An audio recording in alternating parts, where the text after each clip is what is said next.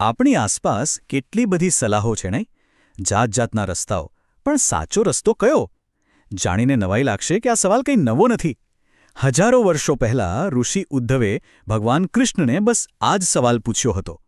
અને શ્રીમદ ભાગવતમાં એમનો જે સંવાદ છે એ આપણને એક એટલો ગહન જવાબ આપે છે, જે સાચું કહું તો આજે પણ એટલો જ, બલ્કિ એનાથી પણ વધારે પ્રસ્તુત છે. તો આજના આ વિશ્લેષણમાં આપણે શું જોવાના છીએ? પહેલાં તો આપણે ઉદ્ધવના એ સાર્વત્રિક પ્રશ્નથી શરૂઆત કરીશું.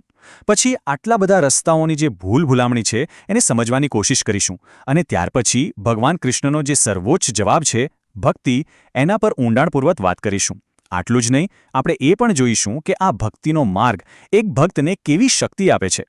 અને છેલ્લે આ જ ગ્રંથમાંથી ધ્યાન માટેની એકદમ પ્રેક્ટિકલ પદ્ધતિ પર નજર નાખીશું. તો ચાલો સીધા આ સંવાદના મૂળમાં જ જઈએ. ઉદ્ધવ જે સ્પષ્ટતા શોધી રહ્યા છે ને, એની શરૂઆત એક એવી લાગણીથી થાય છે જે કદાચ આપણે બધાએ ક્યારેક ને ક્યારેક અનુભવી છે: ગૂંચવણ. જરા વિચારો, જ્યારે આટલા બધા ગુરુઓ હોય, આટલી બધી ફિલોસોફી હોય, ત્યારે સાચું શું છે એ કઈ રીતે શોધવું? અને બસ આ જ સવાલ એ ભગવાન કૃષ્ણને પૂછે છે. અને શું અદ્ભુત સવાલ છે!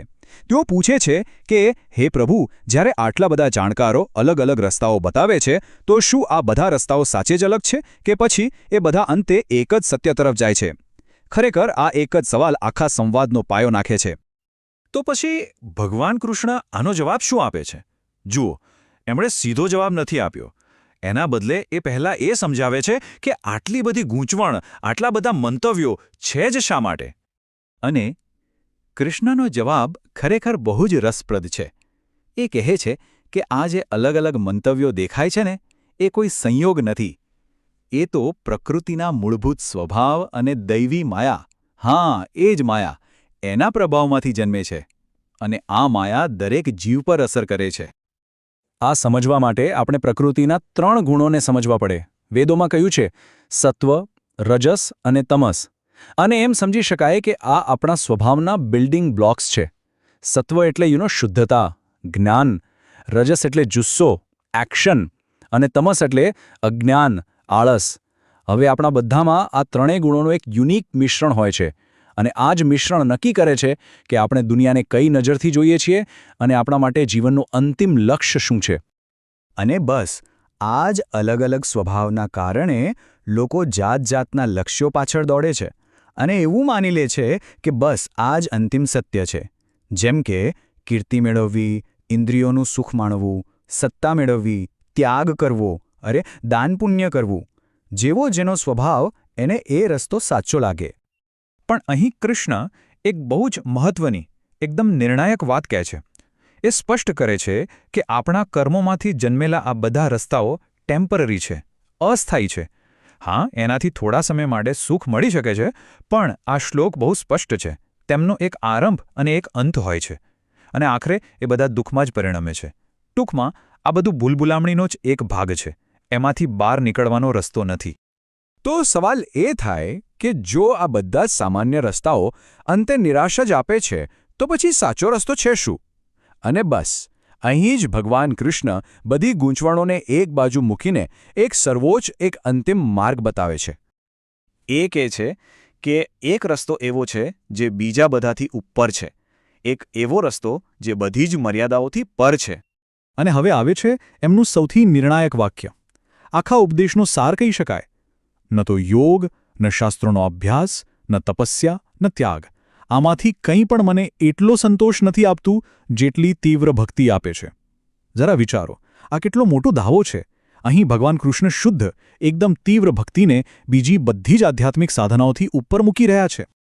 તો સવાલ એ છે કે આ ભક્તિ યોગ છે શું? જુઓ, ગ્રંથ એને એક સ્વતંત્ર માર્ગ ગણાવે છે. એનો મતલબ શું?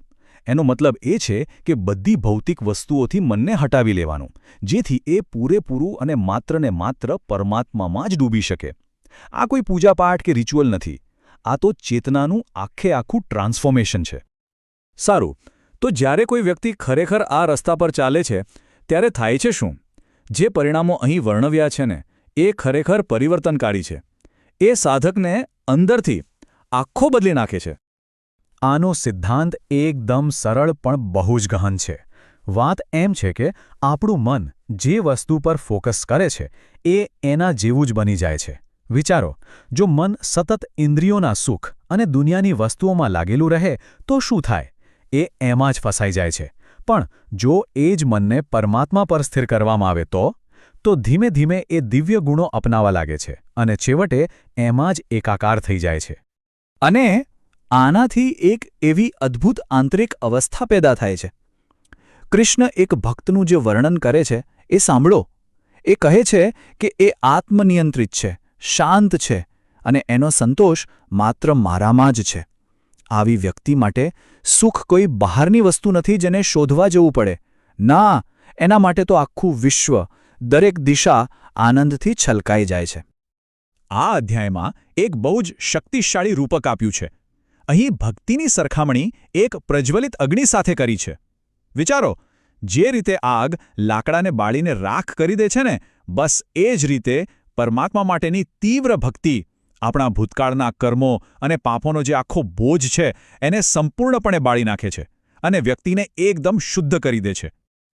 ચાલો, આ બધું જ્ઞાન તો બહુ ગહન છે, પણ સવાલ એ છે કે આનો અભ્યાસ કઈ રીતે કરવો, આને પ્રેક્ટિસમાં કઈ રીતે મૂકવું? તો હવે આ સંવાદ થિયરીમાંથી પ્રેક્ટિકલમાં જાય છે. અહીં એક બહુ જ ચોક્કસ, એકદમ વ્યવહારુ ધ્યાનની પદ્ધતિ બતાવવામાં આવી છે. અને ઉદ્ધવ પણ આ જ વાત સમજે છે. એમને આ જ્ઞાનને ક્રિયામાં ઉતારવું છે. એટલે એ સીધો જ સવાલ પૂછે છે, હે કમળનયન પ્રભુ, મહેરબાની કરીને મને કહો કે જે વ્યક્તિ મુક્તિ ઈચ્છે છે એણે તમારા કયા સ્વરૂપ પર ધ્યાન ધરવું જોઈએ? ટૂંકમાં એ એક ક્લિયર રોડમેપ માંગી રહ્યા છે. તો કૃષ્ણ જે સૂચનાઓ આપે છે એની શરૂઆત શરીરથી થાય છે. સૌથી પહેલાં આરામથી બેસો, કરોડરજ્જુ એકદમ સીધી. પછી બીજું સ્ટેપ, પ્રાણાયામ દ્વારા શ્વાસને અને શક્તિને શુદ્ધ કરો.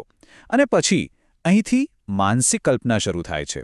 હૃદયની અંદર એક સુંદર, ખીલેલું, તેજસ્વી કમળ, એની કલ્પના કરવાની છે.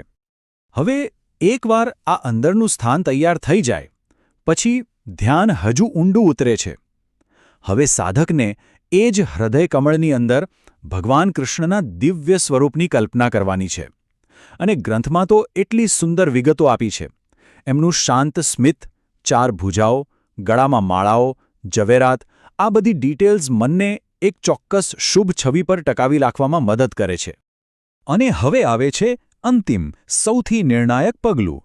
સાધકે ધીમે ધીમે મનને બીજી બધી જ વસ્તુઓથી પાછું ખેંચવાનું છે. બધી ઇન્દ્રિયોથી, બધા વિચારોથી, અને એને પૂરેપૂરું બસ એક કલ્પના કરેલા સ્વરૂપ પર જ સ્થિર કરી દેવાનું છે. અહીં ગોલ એ છે કે એકાગ્રતામાંથી સંપૂર્ણપણે લીન થઈ જવાય, ત્યાં સુધી કે જ્યાં મનમાં બીજું કંઈ જ બાકી ન રહે. તો આટલા તીવ્ર અભ્યાસનું પરિણામ શું? ગ્રંથ બહુ સ્પષ્ટ છે, મુક્તિ. મન જે છે ને એ સંપત્તિ, પોતાનું બૌદ્ધિક જ્ઞાન અને ખાલી ખોટા કર્મકાંડો, આ બધા મોહમાંથી જે ભ્રમ જન્મે છે એનો ફટાફટ ત્યાગ કરી દે છે. આ સ્વતંત્રતાનો એકદમ સીધો રસ્તો છે. અને જે અંતિમ અવસ્થા પ્રાપ્ત થાય છે એનું વર્ણન આ શ્લોકમાં કેટલું અદ્ભુત રીતે કર્યું છે. સંપૂર્ણપણે લીન થયેલા મનથી વ્યક્તિ ફક્ત મને જ પોતાની અંદર જુએ છે અને પોતાની જાતને મારામાં જુએ છે, જે સર્વનો આત્મા છે, જે સર્વ પ્રકાશના પ્રકાશ સાથે એકરૂપ છે. આ છે અદ્વૈતનો અનુભવ, યોગ માર્ગનું સર્વોચ્ચ શિખર. તો અંતમાં આ પ્રાચીન ગ્રંથ આપણને આપણા પોતાના જીવન માટે એક બહુ જ શક્તિશાળી સવાલ સાથે છોડી જાય છે. જરા વિચારો, જો આટલું તીવ્ર, આટલું સમર્પિત ધ્યાન ભ્રમને તોડી શકતું હોય, તો આજે આપણા આધુનિક વિશ્વને કયા સૂક્ષ્મ ભ્રમ ચલાવી રહ્યા છે? અને એનાથી પણ અગત્યનું, આપણે આપણી પોતાની સ્પષ્ટતા શોધવા માટે આપણું ધ્યાન ક્યાં કેન્દ્રિત કરવું જોઈએ?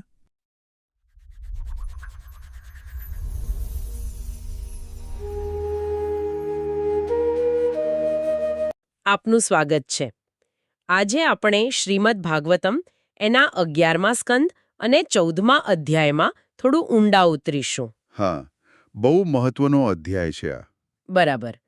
આપણી પાસે આ અધ્યાયના કેટલાક ખાસ શ્લોકો છે અને આખી વાત એમ કે ઉદ્ધવજીની એક મૂંઝવણ અને ભગવાન શ્રી કૃષ્ણના એના પરના જવાબોની આસપાસ છે. હા, આપણો હેતુ એ સમજવાનો છે કે શ્રીકૃષ્ણ કયા માર્ગને શ્રેષ્ઠ કહે છે. ખાસ કરીને ભક્તિયોગ અને ધ્યાનની જે પ્રક્રિયા છે એના પર એમનો ભાર છે. બરાબર. તો ચાલો શરૂ કરીએ આ જ્ઞાન યાત્રા. શરૂઆત થાય છે ઉદ્ધવજીના એક પ્રશ્નથી. આમ તો બહુ સીધો સાધો લાગે, પણ છે બહુ ગહન. હા, એમ જ હોય છે ઉદ્ધવજીના પ્રશ્નો. એ પૂછે છે કે જુઓ, કલ્યાણ માટે તો કેટલા બધા માર્ગો બતાવ્યા છે બ્રહ્મવાદીઓએ, અલગ અલગ સાધનો. તો શું આ બધામાં સાચે જ મતભેદ છે, કે પછી અંતે બધા એક જ વાત પર આવે છે? અચ્છા, આ એમનો મુખ્ય પ્રશ્ન છે. હા, અને એ પોતે જ યાદ અપાવે છે કે ભગવાને તો એમ કે નિષ્કામ ભક્તિયોગને જ શ્રેષ્ઠ કયો છે, જેમાં બધું છોડીને મન સીધું ભગવાનમાં લાગે. બરાબર. તો પછી આ બીજા બધા માર્ગોની વાત કેમ આવે છે? એમને આ સમજવું છે. અને આ મૂંઝવણ ખબર છે ઘણા સાધકોને થતી હોય છે. એટલે ભગવાને જવાબની શરૂઆત બહુ મૂળમાંથી કરી છે. કેવી રીતે? એ સમજાવે છે કે આ જે જ્ઞાન છે, જે વેદવાણી છે, તે પ્રલય વખતે સમયના પ્રભાવથી જાણે કે લુપ્ત થઈ ગયું હતું. અચ્છા. પછી જ્યારે નવી સૃષ્ટિ શરૂ થઈ ત્યારે ભગવાને પોતે બ્રહ્માજીને એ મૂળ ધર્મનું જ્ઞાન આપ્યું. અને એ ધર્મનું કેન્દ્ર કોણ? ભગવાન પોતે. ધર્મો યસ્યામ મદાત્મક. ઓહ, એટલે ધર્મ એટલે ભગવાન સાથેનો સંબંધ એમ. હા, મૂળભૂત રીતે એ જ. પછી આ જ્ઞાન પરંપરાથી આગળ વધ્યું. ભગવાને બ્રહ્માજીને આપ્યું. હા. બ્રહ્માજીએ એમના પુત્ર મનુને, પછી ભૃગુ વગેરે 7 મહાન ઋષિઓએ એને ગ્રહણ કર્યું. બરાબર. અને ત્યાંથી પછી પેલો દેવતાઓ, દાનવો, મનુષ્યો, સિદ્ધો, ગંધર્વો, વિદ્યાધરો એમ અનેક લોકો સુધી પહોંચ્યું. ઘણી લાંબી યાદી છે નહીં? હમ કિન્નરો, નાગો, રાક્ષસો બધાનો સમાવેશ થાય છે એમાં. હા, અનેક જાતિઓ. અને અહીંયા ભગવાન એક બહુ મહત્વની વાત કહે છે કઈ? કે આ બધા જીવોની પ્રકૃતિ અલગ અલગ છે. શા માટે? કારણ કે એ સત્વ, રજસ અને તમસ આ 3 ગુણોથી બનેલી છે. હા, સત્વ એટલે શુદ્ધતા, રજસ એટલે ક્રિયા અને તમસ એટલે જડતા. બરાબર? બરાબર. સત્વ એટલે પ્રકાશ, જ્ઞાન.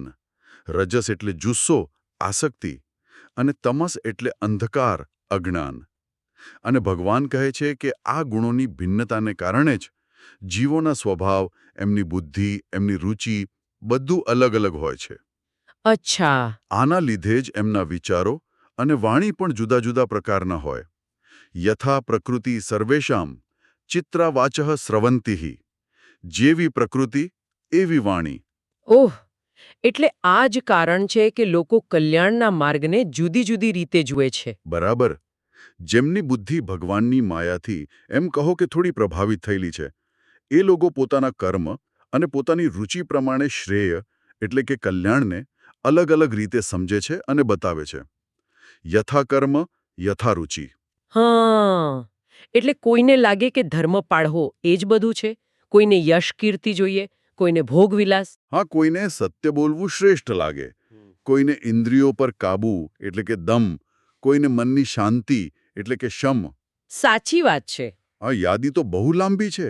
સ્વાર્થ, ઐશ્વર્ય, ત્યાગ, યજ્ઞ, તપ, દાન, વ્રત, નિયમ. લોકો આ બધાને કલ્યાણનો માર્ગ માની લે છે. એટલે જ ઉદ્ધવજી મૂંઝાયા હશે. આટલી બધી વિવિધતા? સ્વાભાવિક છે, પણ ભગવાન તરત જ આ બધા કહેવાતા માર્ગોની એક એમ કે મર્યાદા બતાવી દે છે. જે બહુ જ ધ્યાન આપવા જેવી છે. શું કહે છે ભગવાન? એ કહે છે કે આ બધા પદાર્થો કે લોક જે કર્મોથી મળે છે ને, એ બધા આદિ અને અંતવાળા છે. મતલબ શરૂ થાય છે અને નાશ પામે છે.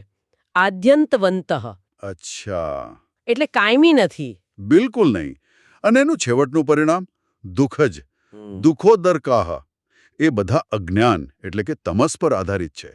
એમાંથી જે આનંદ મળે એ ક્ષણિક અને તુચ્છ છે. ક્ષુદ્રાનંદાહ. અને અંતે તો શોક જ અપાવે છે.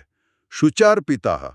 બાપરે, આટલું સ્પષ્ટ કહી દીધું ભગવાને. હા, એટલે હવે પ્રશ્ન થાય કે જો આ બધું આવું છે તો પછી સાચો માર્ગ કયો જે શાશ્વત સુખ આપે? બરાબર. અને અહીંથી ભગવાન ચર્ચાને ભક્તિ તરફ વાળે છે ને? એકદમ. એ કહે છે કે જેણે બધી અપેક્ષાઓ છોડી દીધી છે અને પોતાનો આત્મા મતલબ પોતાનું સર્વસ્વ ભગવાનમાં અર્પણ કરી દીધું છે, મયી અર્પિત આત્મનઃ, એને જે નિરપેક્ષ આનંદ મળે છે, હા. એ સુખ પેલા ભૌતિક વિષયોમાં રચ્યા પચ્યા રહેનારાઓને ક્યાંથી મળે? મળી જ ના શકે. આ બહુ મોટો તફાવત બતાયો. હા, અને આવા ભક્તની અંદરની સ્થિતિ કેવી હોય એનું વર્ણન પણ કર્યું છે. કેવી હોય છે? એ અકિંચન હોય છે. એટલે કે ભૌતિક રીતે કશું જ ના હોય એવું નહીં, પણ કોઈ ભૌતિક વસ્તુ પર એનો આધાર ના હોય. હા એ દાંત હોય, ઇન્દ્રિયો પર સંયમ હોય, શાંત હોય, સમચિત્ત હોય, સુખ દુઃખમાં સમાન ભાવ, અને સૌથી મુખ્ય મયા સંતુષ્ટ મનસઃ, એનું મન ફક્ત ભગવાનમાં જ સંતોષ પામેલું હોય. વાહ. આવા ભક્ત માટે તો પછી બધી દિશાઓ સુખથી ભરેલી બની જાય છે. અને આ ભક્તિનું લેવલ જુઓ. કહે છે કે જેણે પોતાનું બધું જ ભગવાનને સોંપી દીધું છે એ ભક્ત તો બ્રહ્માનું પદ પણ નથી માંગતો, ઇન્દ્રનું રાજ નથી જોઈતું. હા, પૃથ્વીનું રાજ્ય, પાતાળનું રાજ, પેલી અષ્ટસિદ્ધિઓ, કશું નહીં. અરે મોક્ષ પણ નહીં. અપુનર્ભવમ, ભગવાન સિવાય બીજું કશું જ નહીં. મય્યર પિતાત્મે છતિ મદ્વિનાન્યત. બરાબર. આ સાંભળીને તો એમ લાગે કે આ સ્તર કેટલું ઊંચું છે. શું આ સામાન્ય માણસ માટે શક્ય છે? જો, આ એક ઉચ્ચ આદર્શ છે, પણ એ ભક્તિની શક્તિ બતાવે છે. અને ભગવાનનો પ્રેમ જુઓ ભક્ત માટે. હા, એ શ્લોક તો અદ્ભુત છે. ભગવાન ઉદ્ધવજીને કહે છે, હે ઉદ્ધવ, મારા માટે બ્રહ્મા, શિવ, સંકર્ષણ, લક્ષ્મી કે મારો પોતાનો આત્મા પણ એટલો પ્રિય નથી જેટલા તમે છો. બાપરે. અહીં તમે એટલે ભગવાનના શુદ્ધ ભક્તો. આ ભગવાન અને ભક્ત વચ્ચેના પ્રેમની ચરમસીમા છે. ખરેખર અદ્ભુત. અને એટલું જ નહીં, ભગવાન તો એમ પણ કહે છે કે જે મુનિ નિરપેક્ષ છે, શાંત છે, કોઈના માટે વેર નથી રાખતા, નિર્વૈરમ, અને બધાને સમાન જુએ છે, સમદર્શિનમ, હા, તેમની ચરણરજથી પવિત્ર થવા માટે ભગવાન પોતે એમની પાછળ પાછળ ફરે છે. અનુવ્રજામ્યહમ નિત્યમ પૂયયેત્યંઘરેણુભી. આ કેવી રીતે સમજવું? ભગવાન કેમ ફરે? આનો ગૂઢ અર્થ એ છે કે ભગવાન ભક્તના શુદ્ધ પ્રેમને, એના નિસ્વાર્થ ભાવને એટલું બધું મહત્વ આપે છે કે પોતે એના વશ થઈ જાય છે. અચ્છા. ભક્તના જે ગુણો છે ને, નિરપેક્ષતા, શાંતિ, નિર્વૈરતા, સમદ્રષ્ટિ, આ જ ભગવાનને ગમે છે. ભગવાન આવા ભક્તો દ્વારા જગતને પવિત્ર કરવા માંગે છે. હા. એટલે જ કહ્યું કે આવા મહાત્માઓ જે અકિંચન છે, જેમનું મન ભગવાનમાં જ લાગેલું છે, જે શાંત છે, બધા જીવો માટે કરુણા રાખે છે, અખિલ જીવ વત્સલાહા, જેમની બુદ્ધિ કોઈ કામનાથી ભટકેલી નથી, એ લોકો જે સુખ અનુભવે છે ને, નિરપેક્ષતાનું સુખ, નૈરપેક્ષમ સુખમ, એ બીજા લોકો કલ્પી પણ ના શકે. બરાબર. પણ એક વ્યવહારુ વાત. શું દરેક ભક્ત શરૂઆતથી જ ઇન્દ્રિયો જીતી લે છે? જો કોઈની ઇન્દ્રિયો હજી કાબૂમાં ન હોય અને ક્યારેક વિષયો હેરાન કરે તો? હા, સારો પ્રશ્ન છે. ભગવાને એનો પણ જવાબ આપ્યો છે. શું કહ્યું છે? એ ખાતરી આપે છે કે ભલે ભક્ત શરૂઆતમાં અજીતેન્દ્રિય હોય, મતલબ ઇન્દ્રિયો પૂરી વશમાં ન હોય, પણ જો એની ભક્તિ મજબૂત હોય, પ્રગલ્ભ્યા ભક્ત્યા, એકદમ નિષ્ઠાવાળી હોય, તો સામાન્ય રીતે એ વિષયોથી હારતો નથી. અચ્છા. ભક્તિ પોતે જ રક્ષણ કરે છે અને ધીમે ધીમે ઇન્દ્રિયોને કાબૂમાં લાવવામાં મદદ કરે છે. અને આ ભક્તિની જે શુદ્ધ કરવાની શક્તિ છે એના માટે ભગવાને પેલી અગ્નિની ઉપમા આપી છે નહીં? બહુ જબરદસ્ત છે એ. હા, બહુ સચોટ ઉપમા છે.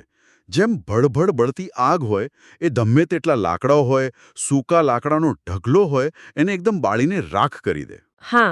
એવી જ રીતે ભગવાનમાં એકદમ કેન્દ્રિત થયેલી ભક્તિ બધા જ પાપોને ભૂતકાળના, વર્તમાનના પૂરેપૂરા ભસ્મ કરી દે છે. એનાંસી કૃત્સ્નઃ.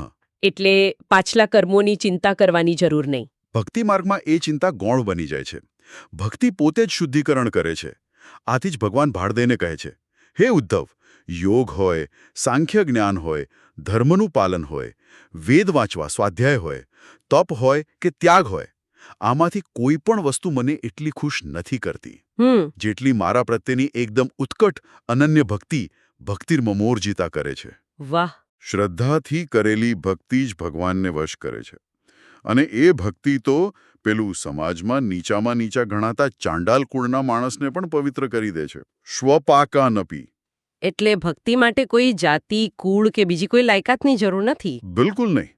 ફક્ત શુદ્ધ ભાવ અને શ્રદ્ધા. તો એ સ્પષ્ટ થયું કે ભક્તિ સર્વોપરી છે. પણ આ ભક્તિથી મન શુદ્ધ કેવી રીતે થાય અને ભગવાનમાં સ્થિર કેવી રીતે થાય, એની કોઈ પ્રોસેસ છે? હા, એની પ્રક્રિયા પણ ભગવાને સમજાવી છે. એક સરસ ઉદાહરણ આપ્યું છે. કયું?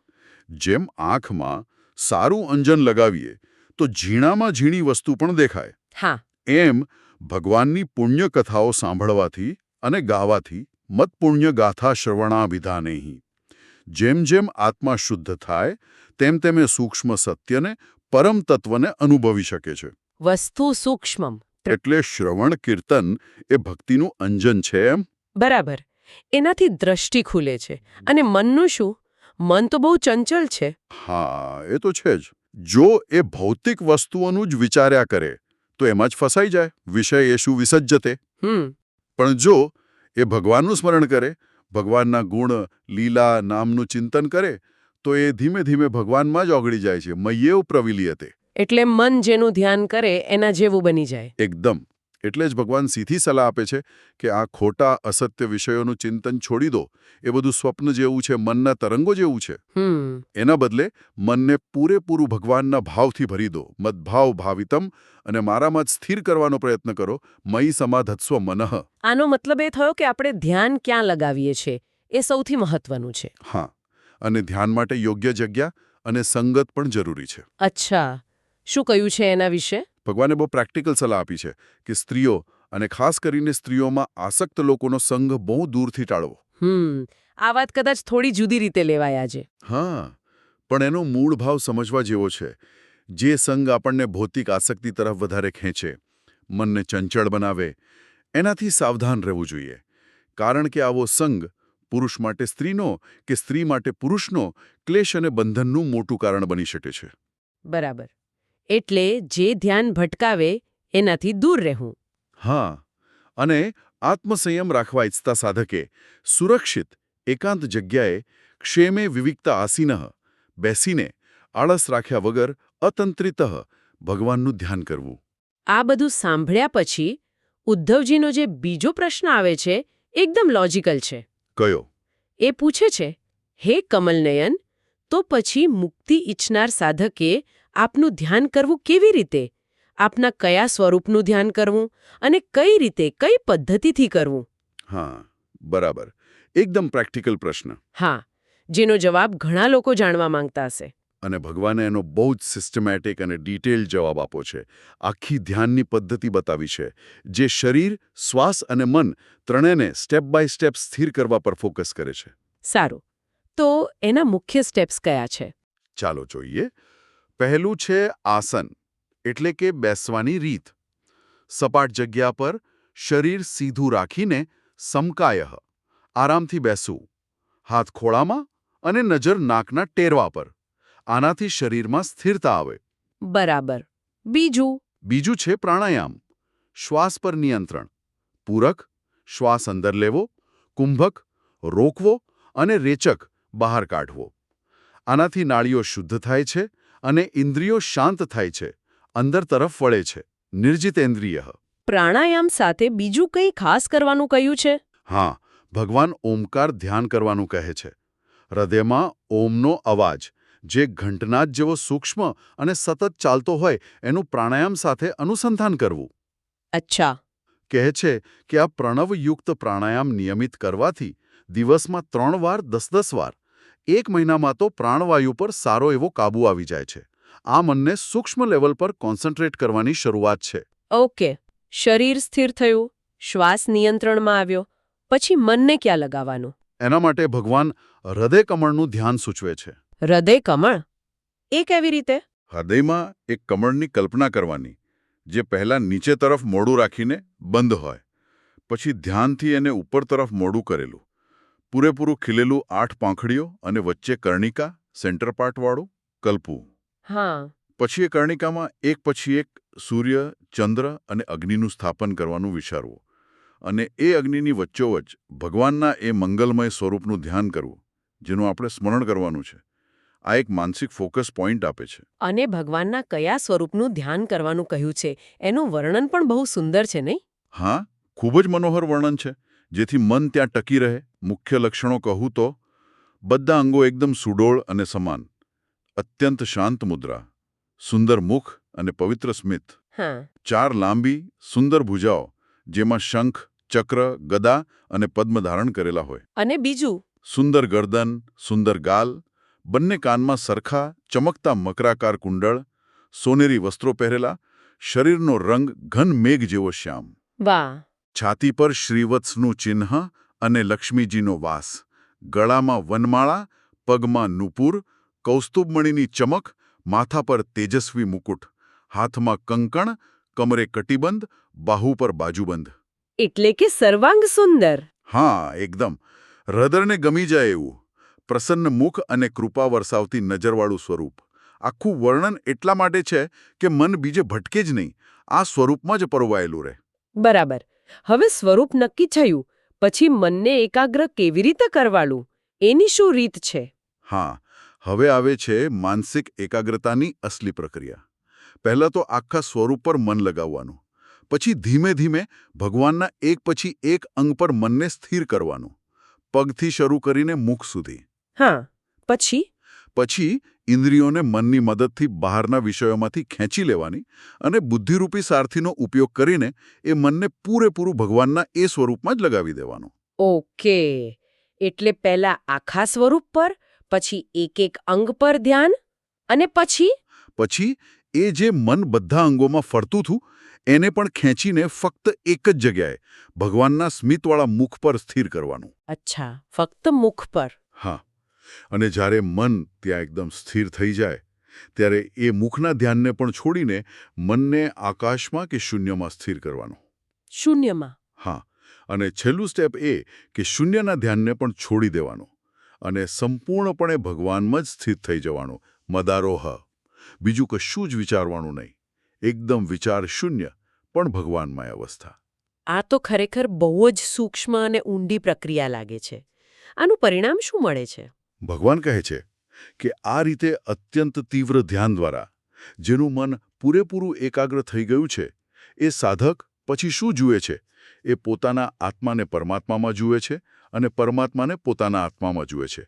બંને એકરૂપ થઈ ગયેલા, આત્માનમાત્માની જ્યોતિર્જ્યોતિષી સંયુતમ. એટલે જીવાત્મા અને પરમાત્મા એક થઈ જાય છે. હા, એ અભેદનો અનુભવ થાય છે. અને આ જે અત્યંત તીવ્ર ધ્યાન છે એનાથી યોગીનું મન પેલી ભૌતિક વસ્તુઓ, ફક્ત પુસ્તકીય જ્ઞાન અને કર્મકાંડના ભ્રમમાંથી મુક્ત થઈને પરમ શાંતિ એટલે કે નિર્વાણ અથવા મુક્તિ પામે છે. ખૂબ જ સરસ રીતે સમજાવ્યું. તો આખી ચર્ચાનો સારાંશ એ થયો કે ઉદ્ધવજીની મૂંઝવણના જવાબમાં શ્રી કૃષ્ણ એકદમ સ્પષ્ટ રીતે કહે છે કે નિષ્કામ અનન્ય ભક્તિનો માર્ગ જ સર્વોપરી છે. હા, જે શાશ્વત આનંદ અને મુક્તિ આપે છે. અને એ ભક્તિમાં મનને સ્થિર કરવા માટે તેમણે ધ્યાનની આટલી ડિટેલ્ડ સ્ટેપ બાય સ્ટેપ પદ્ધતિ પણ બતાવી, જે શરીર, શ્વાસ અને મનને એકાગ્ર કરીને છેવટે પરમાત્મા સાથે એકરૂપતા સુધી લઈ જાય છે. બરાબર. અને અંતે એક વિચારવા જેવો મુદ્દો કદાચ એ છે. હા, કહો ને. કે આપણે શરૂઆતમાં જોયું કે સામાન્ય રીતે લોકો કલ્યાણ માટે શું શું માને છે? ધર્મ, યશ, ભોગ, સત્ય, દમ, શમ, સ્વાર્થ, ઐશ્વર્ય, યજ્ઞ, દાન, તપ. કેટલા બધા અલગ અલગ અને ઘણીવાર એકબીજાથી વિરોધી રસ્તાઓ. હા, જેને ભગવાન કહે છે કે અંતે મર્યાદિત અને દુઃખદાયક છે. બરાબર. એની સરખામણીમાં શ્રીકૃષ્ણે જે નિસ્વાર્થ ભક્તિનું લક્ષ્ય બતાવ્યું, જ્યાં ભક્ત ભગવાન સિવાય કશું જ નથી ઈચ્છતો અને પરમ આનંદમાં રહે છે, એને જો બરાબર સમજીએ, એના પ્રત્યે આપણો દૃષ્ટિકોણ બદલાઈ શકે. કદાચ આપણે જેને શ્રેય કે કલ્યાણ માનીએ છીએ એના પર ફરીથી વિચાર કરવાની જરૂર છે. ચોક્કસપણે. આ બહુ મહત્વનો પ્રશ્ન છે જેના પર સૌએ વિચારવું જોઈએ. આ વિચાર સાથે જ આપણે શ્રીમદ ભાગવતમના આ અધ્યાય પરની આપણી આજની આ ઊંડાણપૂર્વકની ચર્ચાને અહીં વિરામ આપીએ.